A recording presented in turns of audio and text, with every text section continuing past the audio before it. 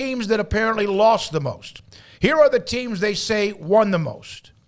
Starting out, and I don't know if this is any particular order, but Alabama.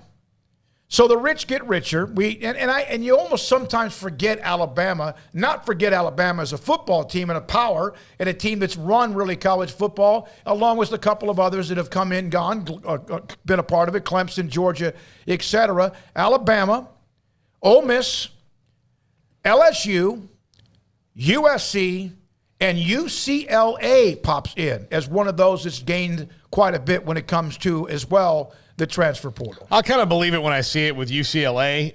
It's not surprising that Oklahoma's a team that lost value, and the most value they lost, the team that gained that was the team that got Caleb Williams in USC, where everybody knew he was going the whole time. But USC's loaded up other transfers as well. But let's just see if they can put it all together. For Alabama, they just sit there and wait for the best 4 or 5 guys to go in the transfer portal and say, would you like to come here? And then that's kind of what happens with How them. much, Craig, do you think just Caleb Williams alone puts USC in that list?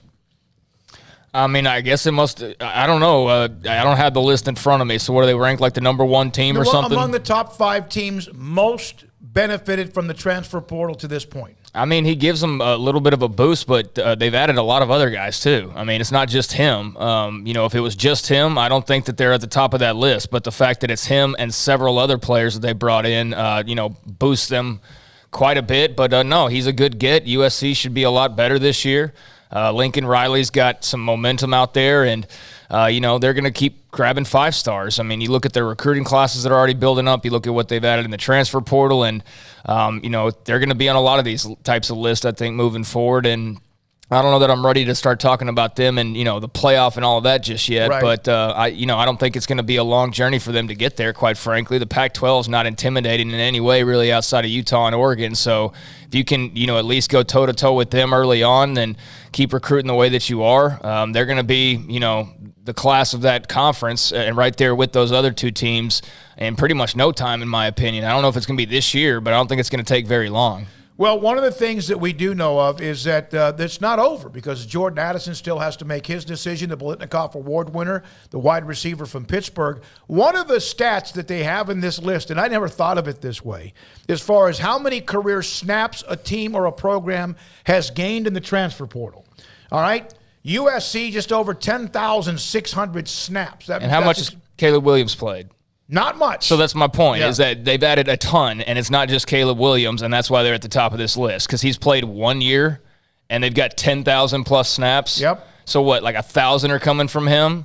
So where are the other 9,000 snaps coming from? All the other guys that they got, which is why they're at the top of that list again. Mekhi Blackman, a Colorado player, defensive back, is one of the others that they added as well. UCLA, 10,250. Listen to this number here. Ole Miss, 9,966. Alabama, just over 5,000 snaps. But the names they got, Eli Ricks from LSU, Jahmyr Gibbs from Georgia Tech, who had an explosive spring game, Jermaine Burton, the transfer receiver from Georgia, and obviously there's still the possibility there's even some smoke. Maybe that's where Addison ends up, who knows. But LSU with Brian Kelly, 15,129 snaps. Now, I don't know how many of those snaps are quality, but that's a ton of experience that they've had to bring, including Oklahoma State Jarek Bernard Converse, who was like the top 2 or 3 cornerback in the Big 12 a year ago. Well, and that's what he kind of was going to need if they were going to be successful this year, because LSU's roster was cleaned out.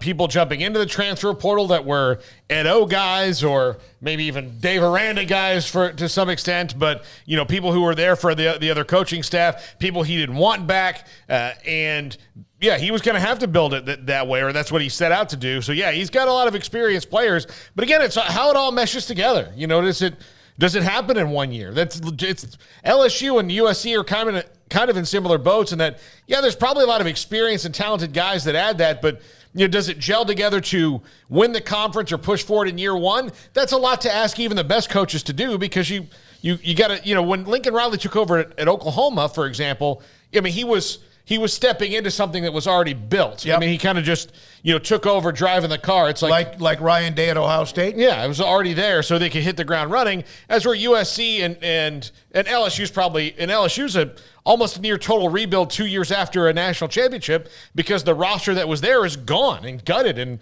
transfer portaled and NFL'd out. One of the number one